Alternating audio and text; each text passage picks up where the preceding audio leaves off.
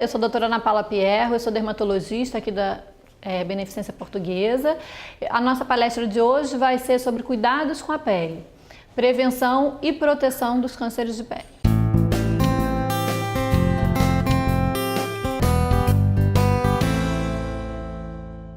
A pele, como todos sabemos, é o maior órgão do corpo humano, é um órgão vital. Ele representa 16% do nosso peso corporal. E as funções da pele são muitas, entre elas regulação térmica, então para regular a nossa temperatura, defesa orgânica, controle do fluxo sanguíneo, proteção contra os agentes externos do meio ambiente e função sensorial. É através da pele que a gente sente calor, frio, pressão, dor e o tato. E as camadas da pele são 3. A primeira, mais superficial, é a epiderme, que é essa camada aqui. Na epiderme nós temos também os pelos. A função da epiderme principal é o quê? A função de barreira, porque ela é a primeira, barreira protetora. Depois nós temos a derme, que na derme nós vamos ter o quê? As fibras elásticas, colágenas, os vasos, os feixes nervosos. Ela tem a função de dar sustentação à nossa pele.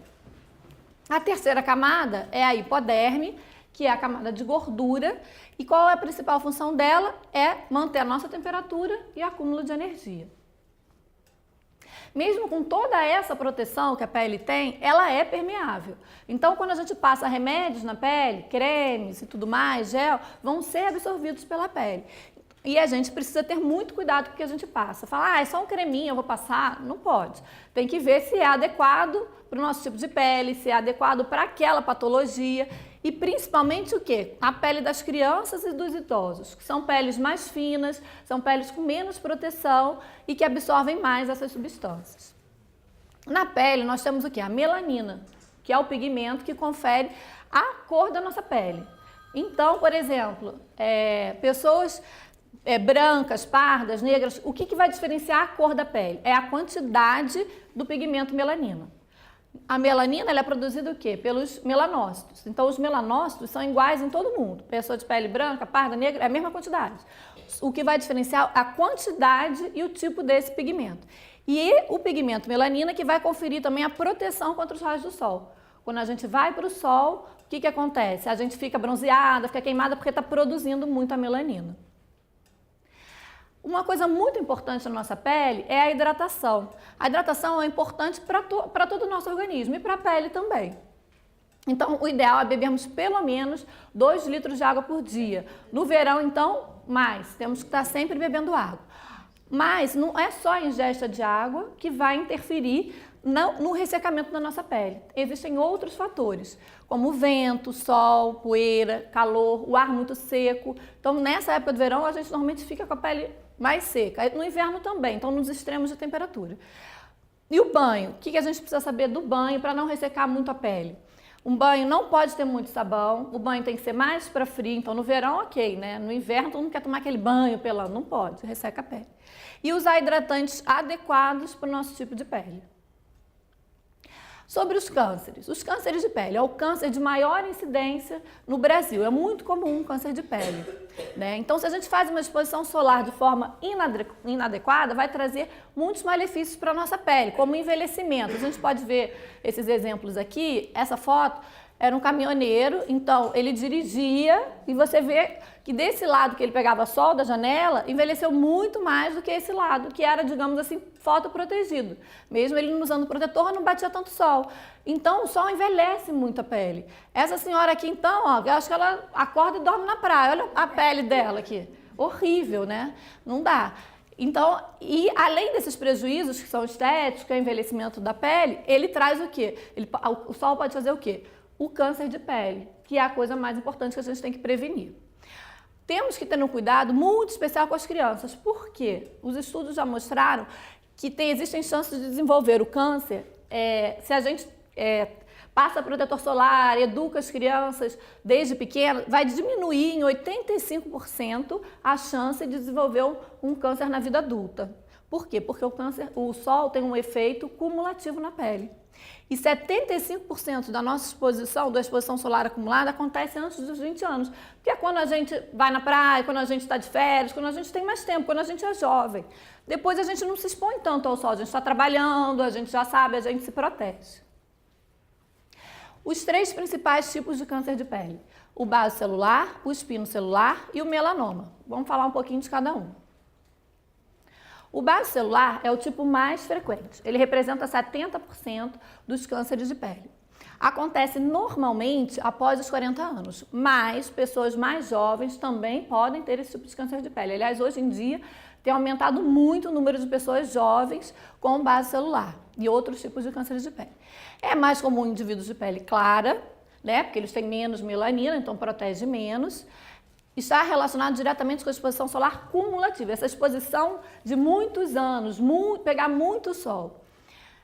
O importante dele, ainda bem que ele é o mais frequente, porque ele é o que não dá metástase. Então, ele não vai causar morte, né? Mas ele causa destruição local. Tem um crescimento muito lento, de vários meses, de anos, mas se a gente deixa, a ferida vai ficando grande e aí depois é mais difícil de tratar e pode destruir algumas estruturas, como o nariz, os olhos. Temos que ter atenção a feridas que não cicatrizam e ele pode se apresentar como manchas ou como umas bolinhas, que são as pápulas. Próximo. Aqui tem alguns exemplos, né? As fotos são feias, mas só para vocês terem noção, ninguém aqui vai diagnosticar um basocelular, mas para saber que ele pode ser de várias formas, pode ser preto, pigmentado, pode ser uma mancha com casquinha, pode ser uma bolinha, e que é muito comum na face. Então aqui, ó, nariz, olho, olha aqui, esse aqui muito perto do olho, isso aqui deve ser meses, às vezes até anos de evolução, mas a gente deixa, ele vai infiltrando lá para dentro, no nariz. Esse aqui provavelmente foi retirado, porque aqui tem uma cicatriz e ele apareceu de novo na cicatriz. Próximo. O espinocelular. O espinocelular é o segundo mais frequente. E as causas do espinocelular são a exposição ao sol, o fumo, em cima de queimaduras pode aparecer, e exposição ao arsênio e ao alcatrão. Pessoas que fumam cachimbos, charuto e tal, às vezes elas têm um espinocelular na boca, porque fica com aquilo sempre daquele lado, então além do calor, o próprio alcatrão pode também desenvolver um espinocelular. Pode surgir de uma lesão que a gente chama, que tem o nome de ceratose actínica, que é uma lesão de sol benigna, mas que ela é pré-maligna. Então, 2%, uma quantidade pequena, pode se transformar no espinocelular. Por isso, todas as ceratoses actínicas têm que ser tratadas. As ceratoses actínicas são como casquinhas que a gente tem na pele, aquela coisa meio áspera. Temos que ter atenção em feridas que não cicatrizam também, porque pode ser espinocelular. Esse já pode dar metástase, mais raro, mas pode. Mas assim, casos bem avançados, que demorou para tratar, pode acontecer. E o crescimento dele é mais rápido do que o anterior, que é o basocelular. Aqui alguns exemplos, então é sempre assim, uma ferida, muita casca, olha aqui na boca, pode ser por fumo ou pode ser também pelo sol, né? Mais na frente eu vou dizer a proteção do sol, a gente tem que passar protetor labial, porque queima também o lábio. Na mão, aqui, você vê que são lesões que crescem mais rápidos e maiores. O melanoma. O melanoma é o menos comum, graças a Deus, porque ele é o mais grave. Esse dá metástase se não for tratado precocemente, se não for diagnosticado logo. Ele tem um crescimento rápido, de meses, pode surgir em cima de um névoa, aquela pintinha, né? Então aparece um melanoma em cima daquela pinta que você já tinha, que era benigna, ou ele pode surgir de novo. O que é de novo? Sozinho, uma pele que não tinha nada, não tinha pinta, não tinha nada, aparece aquela manchinha escura e pode ser um melanoma.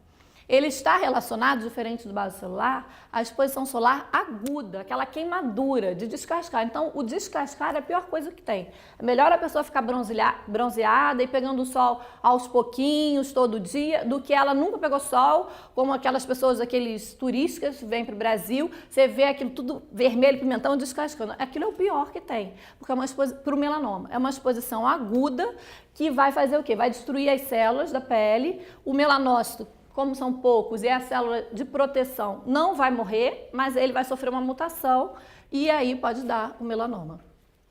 Tem uma relação genética importante, pessoas com melanoma na família têm uma chance maior de desenvolver melanoma, então se você tem casos na família, é importante procurar o dermatologista uma vez por ano para examinar, para ver suas pintas e olhar anualmente essas pintas. É mais comum também indivíduos de pele claras, mas indivíduos de pele negra podem ter também melanomas, e mais comum na pele negra são os melanomas acrais, mão e pé, né? A lesão mais comum é uma lesão escura, enegrecida, mas pode ser um melanoma amelanótico, que é raro, ou seja, que ele não tem cor, tá? E para diagnosticar o melanoma tem uma regrinha muito boa, que é a regra do ABCD, que a gente vai ver agora. Então, A de assimetria. Uma lesão simétrica, ou seja, se eu corto aqui de um lado e nesse eixo, ela é igual dos dois lados. Ela fala mais a favor de uma lesão benigna. Uma lesão assimétrica, então se eu corto aqui, esse lado de cima é diferente daqui. Tem uma ponta aqui, que não tem uma ponta aqui. Aqui é mais claro, aqui é mais escuro. Uma lesão assimétrica fala mais a favor de uma lesão maligna. As bordas, então uma borda regular fala a favor de uma lesão benigna. Né? Então, B do ABCD. Uma borda toda irregular fala a favor de uma lesão maligna. O C, a cor. Então, uma cor homogênea, uma lesão com uma cor única, fala mais a favor de uma lesão benigna. Já uma lesão heterogênea, com muitas cores na mesma lesão. Ou ela pode ser uma cor homogênea, mas um preto muito preto, a gente tem que ficar atento que pode ser uma lesão maligna. E o diâmetro, uma lesão menor que 6 milímetros, fala mais a favor, então uma lesão pequenininha de uma lesão benigna. E uma lesão maior, mais que 6 milímetros, fala mais a favor de uma lesão maligna. Aqui não tem a letra E, mas hoje em dia também a gente usa, que é de espessura. Então, quando o tumor cresce para baixo, então tem uma mancha, aí ele vai fazendo uma pápula, e ele está crescendo, então a espessura, mas também com uma espessura grande, também fala a favor de uma lesão maligna.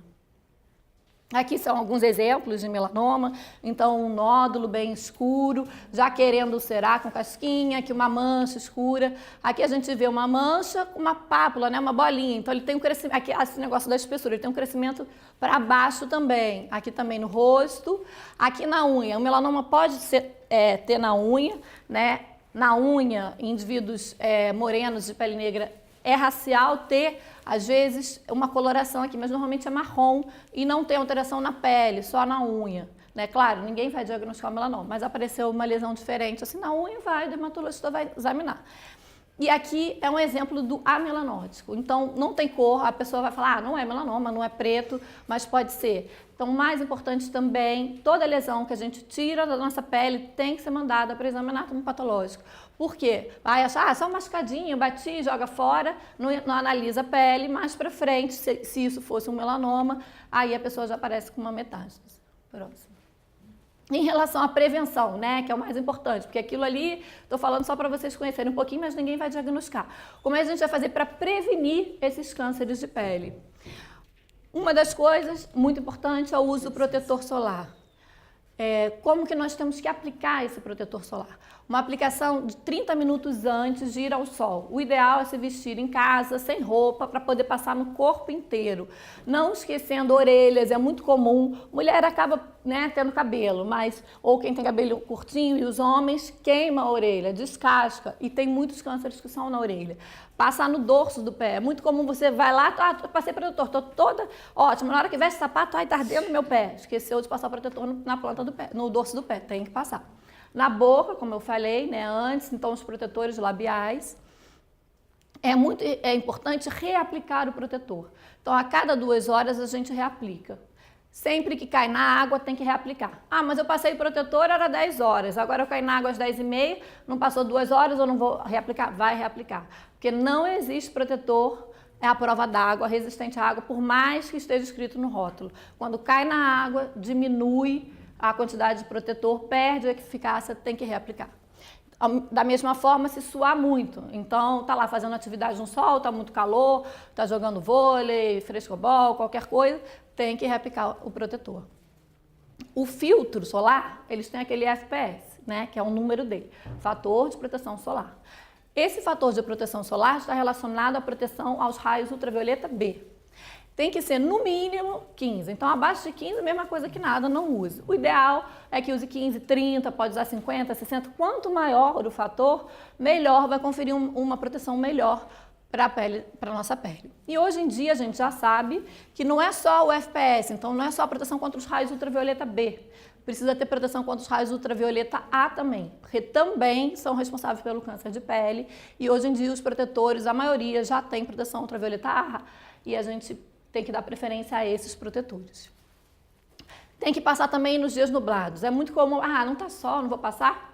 Aí é que queima mais, porque os raios ultrapassam as nuvens. 80% do ultravioleta passa pelas nuvens, então tem que passar sempre. Uma coisa importante também em relação a 15, 30, não faz muita diferença? Faz, porque o ideal é usar o quê? Uma quantidade de 2 miligramas por centímetro quadrado do protetor. Isso é uma quantidade muito grande. Para vocês terem uma noção, uma pessoa de 70 quilos deveria usar 1/4 do tubo de protetor solar a cada aplicação. E aí fica na praia lá, sei lá, várias horas, vai ter que reaplicar 2, 3 vezes e vai usar praticamente o tubo inteiro num dia. Ninguém faz isso. Então, quando eu passo um 15, pouca quantidade, ele já cai para 8. Passo um 30, ele já cai para 20, 15. Então, se passar uma quantidade maior, é melhor porque vai estar mais protegido, um número maior, né, do fator de proteção.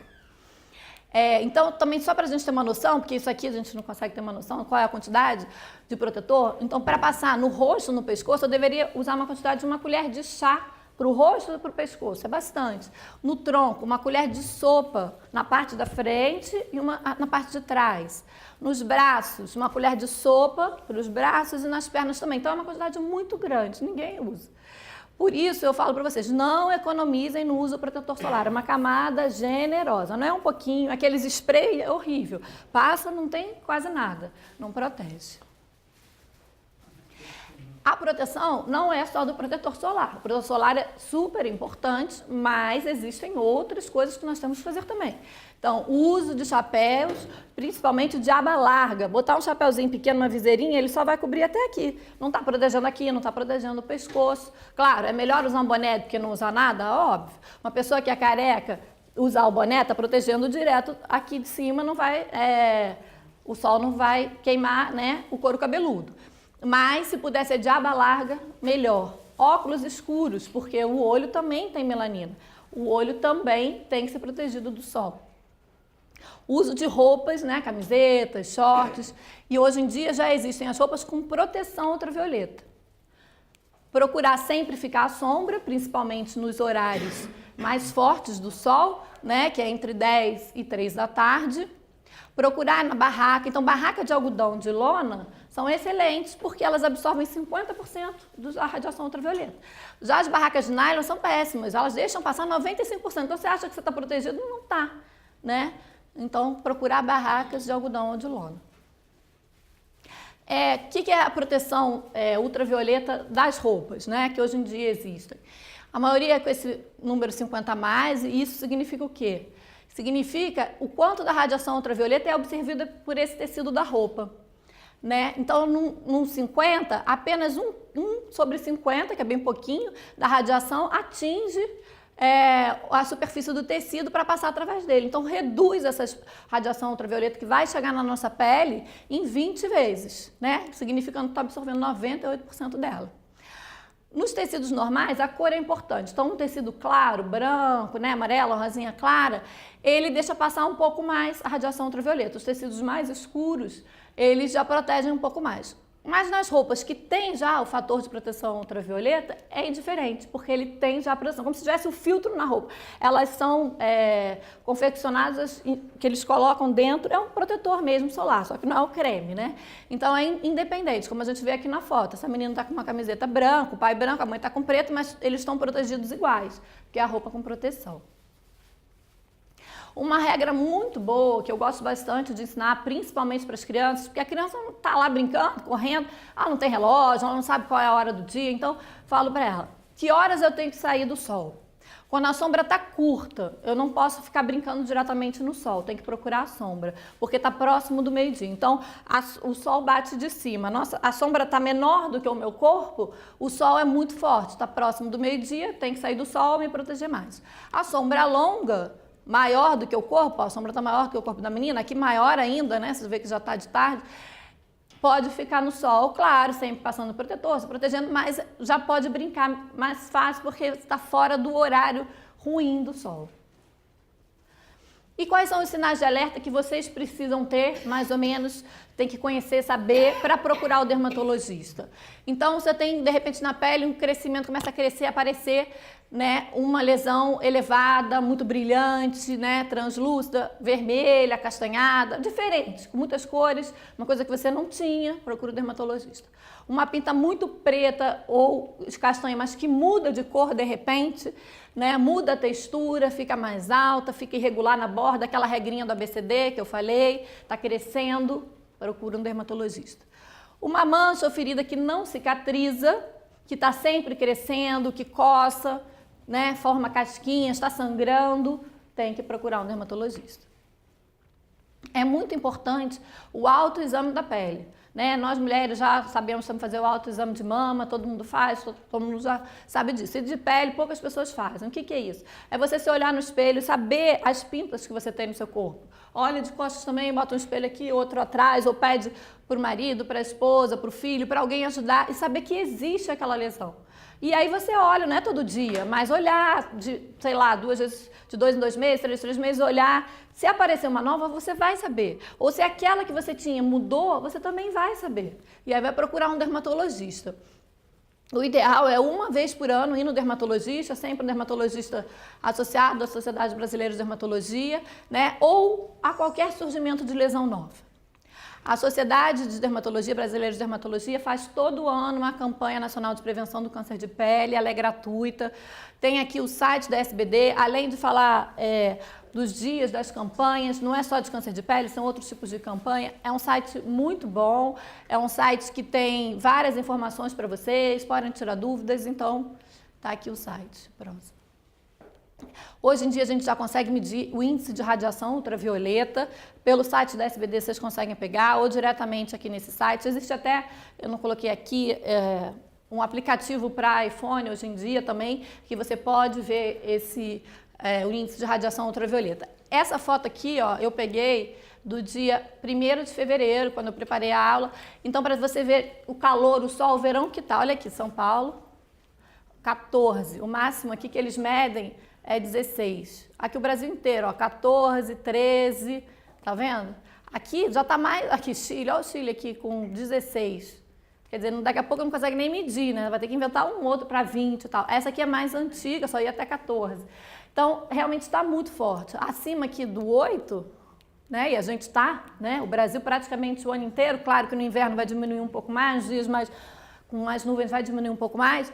A gente está praticamente o ano inteiro aqui. Então, necessidade de proteção intensa, evitar a exposição solar entre 10, aqui ele ainda fala 16 horas, estou até mais do que 3 da tarde, principalmente perto do meio-dia. Então, meio-dia, 11 e 1 da tarde, o sol está muito quente. Né? Usar sempre camiseta, filtro solar adequado para cada tipo de pele, né? Óculos escuros e chapéu, é imprescindível. Próximo. Então é isso que eu queria dizer, a gente não vai deixar de ir à praia, de ir na piscina, de se divertir. Aqui sou eu com as minhas filhas, mas olha, está na água, todo mundo de chapéu, todo mundo de camiseta, feliz, rindo, aproveitando. Muito obrigada.